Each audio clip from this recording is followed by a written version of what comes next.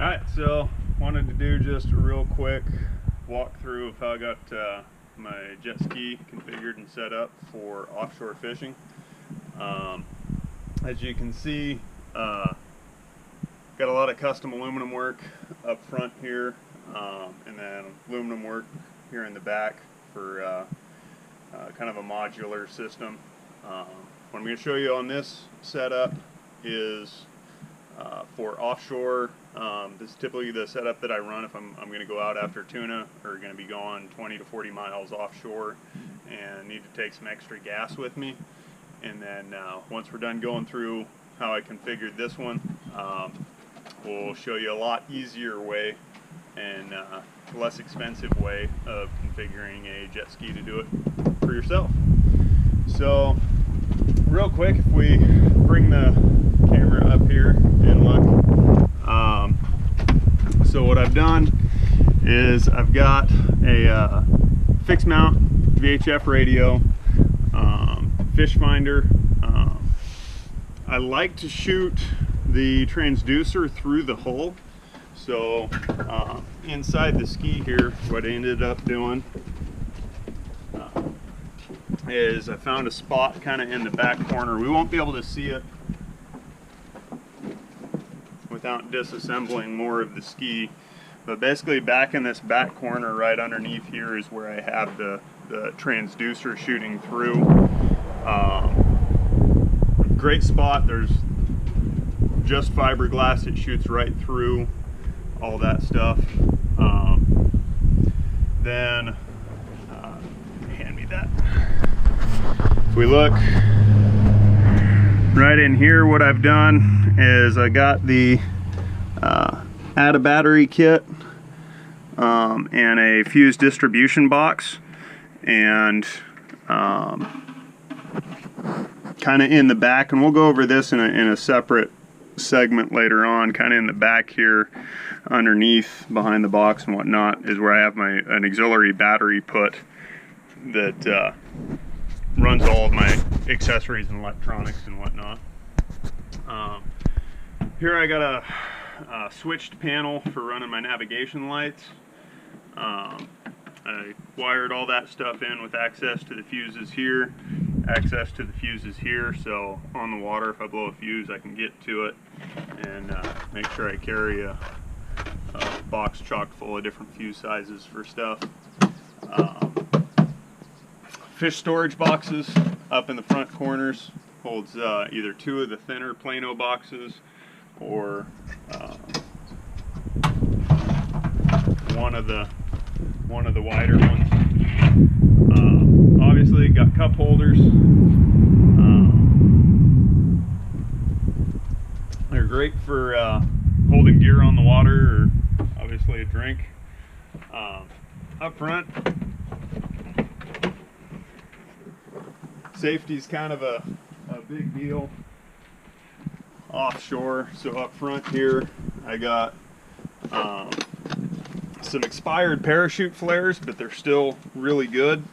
And then to keep from running into expired flare problems, picked up one of these. This is approved by the Coast Guard to use in lieu of a flare, and all you got to do is keep the batteries charged up.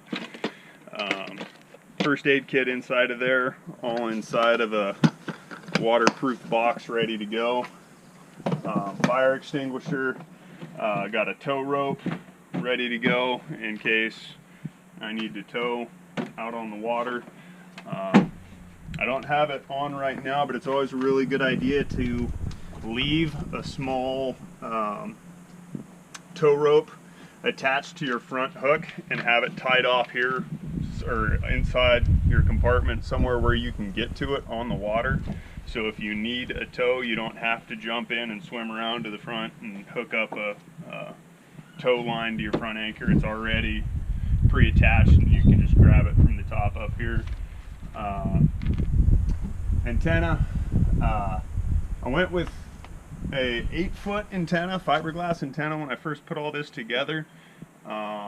It just doesn't hold up though. It takes too much of a beating offshore, and that it broke on me one day out on the water. So since then I've gone to a smaller removable style, so this can unscrew, and that takes a lot more vibration and abuse when you're offshore in rough conditions, or just normal conditions for that matter. Up front here, if we take a quick spin around, you can see I got my navigation lights, and then some spotlights for running early in the morning. Here in Oregon, we can run these at night with proper lights. I prefer not to. I like to at least be somewhat twilight out so I can see what's going on in the water. But when it is kind of twilight and getting, you know, sun coming up, sun going down type thing, it's nice to be able to throw these on, or if you're in the fog, you know, give yourself some more visibility so people can see you and all that mess out on the water. So that's the basics of what I've done to it. So on the back here, I'll walk around this other side. On the back here, what I've done, I got a couple things going on here. On these Kawasaki's, they have vent tubes up in the front and in the back, which work fantastic for pulling any type of wiring or tubes that you need to bring inside the ski and back out again. So what I've done in the back here is I got a charging port for when I'm in, got it at home, in the garage, whatever. I can plug a trickle charger into this right here, put my selector switch on the add battery to both, so the combined position, so both batteries are tied together more or less. And that trickle charger will keep both of those running. Out on the water, it works great. If I want to run a electric reel, right? So if I'm deep dropping, or sometimes I've played around with using an electric reel as a downrigger, you know, I got a port, an electrical port here that I can tie that into and run off my auxiliary battery. These guys here, this is how I plumb in my extra gas tank. So this is what gets me that long range for chasing tuna. I can get, you know, 30-40 miles offshore, get on the tuna, pick up my limit of them, and get back in.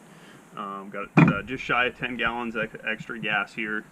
And what I've done is inside the ski here, if we look, I don't know how well we'll be able to see it, but up inside here you have a vent on the gas tank that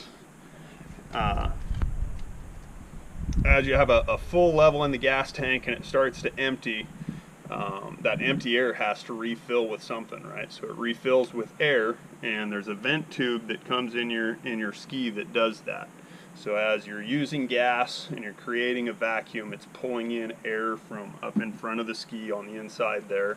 Nice, clean, no salt water or water, period, right? So it's up in a nice dry location, pulling in good air to refill that vacuum in the tank.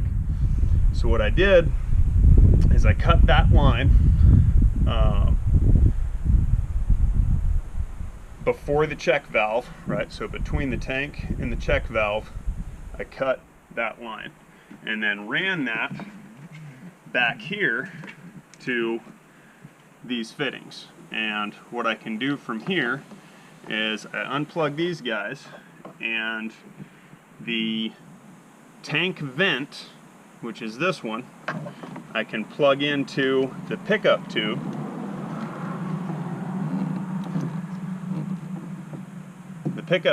on the auxiliary tank, and then this end goes back down and connects to that original location of my vent line, right, with the check valve and all that installed. So that sits on there.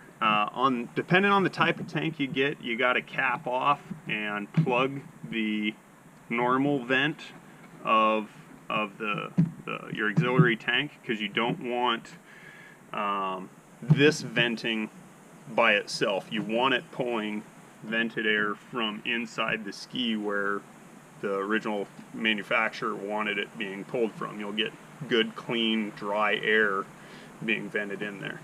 So now what happens is, as I use gas out of the main tank and that level starts to lower, it will draw a vacuum.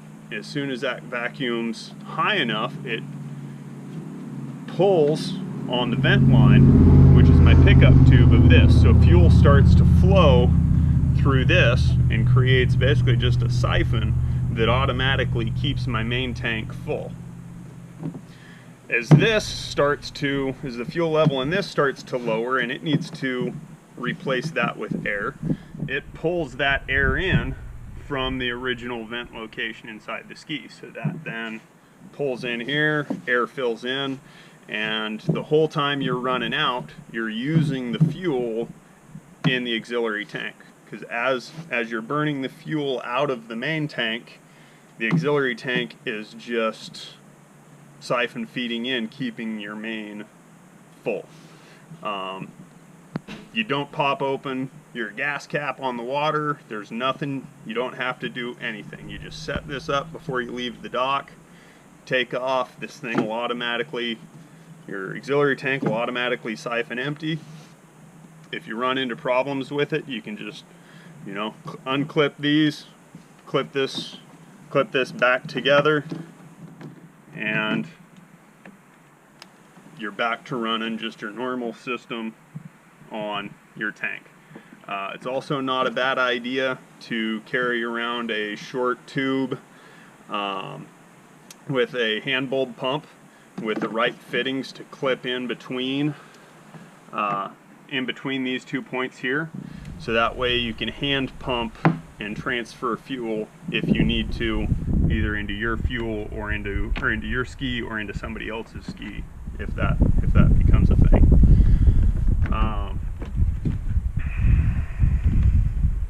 Yeah, so that is most of the basics of how I got my ski set up. I know you're probably asking yourself, all right, well, where do the fish go, right? So in this particular setup, right, with my extra auxiliary fuel sitting on the back here, what I do is I run this rescue sled, and I'll put a 120 quart cooler on top of it, and basically what it does is I got to kind of assemble this when I get out on the water at the dock, but the rescue sled slides right in under here and clips in place, and then I got a 120 quart cooler that sits on top of the rescue sled right here. So the rescue sled, it'll float 300 pounds by itself, which is a pretty big deal. That adds its own bit of flotation out here that I'm not taking up the capacity of the jet ski with the extra weight of the ice and fish, and that's especially a big deal when you're out chasing tuna and you're really packing away the ice and putting away some good quality, 30-pound fish and whatnot. So that's the basics of this setup. Now, a much easier, cheaper, simpler way of doing this is over here on this guy. So this is a little bit older model, 2007 Yamaha. Did a really simple fish finder installation, no added battery kit, no extra battery. Just got this pulling off of the ski's normal start battery. I do warn, if that's the route you're gonna go, it's really important to make sure you have the fish finder displaying the voltage of the battery. That way, if it starts to get low, you need to get the ski fired up and get that battery charged back up, especially if you're just drift fishing, you're not running the ski. It's really important to monitor that battery voltage, make sure you got enough to get the ski started up while you're out on the water. And then we are just got our first batch of catch bags, and so these are going to be for sale. It's going to be $800. They got 4 vertical rod holders. They clip right into the 3 tow hooks of the ski. So a strap just loops around your 2 trolling rod holders and back to your main tow hook here, and then 2 straps crisscross across the back and tie into your trailer tow hooks, and it's just ready to go. The thing I love about this is compared to a hard cooler, it has the length that you need for putting your longer fish into, right? And then the other great thing, especially if you're crossing rough bars and out in rough water, if you end up in the drink and you need to get back on your ski before the next breaking wave's coming over, or you know, just whatever you got going on there, you want to get back on the ski right now. You still got access to your swim ladder, and this whole thing just compacts right down. You can stand on it and you're right back on top of the ski, no problem. That's huge. Where most of your other jet skis, if you go with a hard pack cooler, say you got, you know, you're wanting to chase the larger fish, so you need something with some length to it that also comes with a considerable amount of size. And if you're dropping 120, 150 quart cooler on the back of these, that's a whole lot of cooler to have to climb around, and you're going to have to come on to the side most likely. And if you're a bigger guy or gal, that's going to be a challenge. Not impossible, but a challenge. And if you're in rough water, the last thing you want is a challenge. You just want to get back on the ski and under power before you run into more trouble. So that's all I got. Check out the website for more information on when these bags are going to be available and how to get one and set up for yourself. And have a good day. Thanks.